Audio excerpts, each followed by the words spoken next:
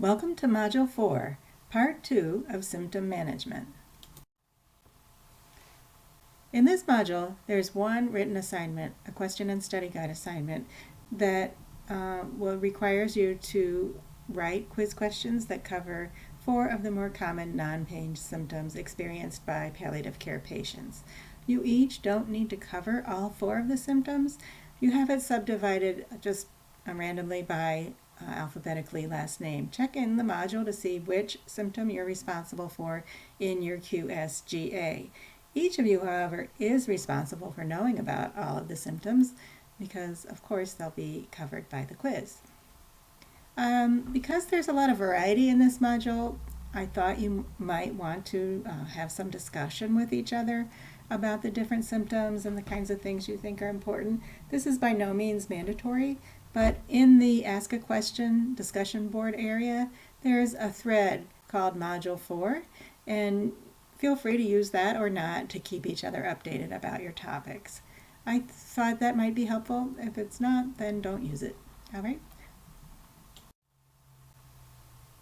Approach this module symptom by symptom.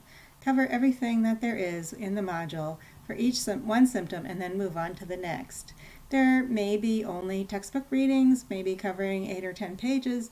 There may be additional videos that show some of the symptoms, and there may be additional articles brought in from external sources. However, I suggest going through this symptom by symptom to make sure that you really understand what's associated with managing each symptom in palliative care patients.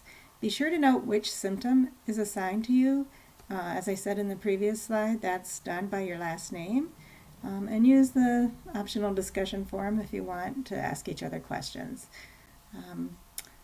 That's it. Be sure to pace yourself. There are 4 symptoms to learn in this module, and they're all important. Unfortunately, we cannot cover every single symptom that palliative care patients endure.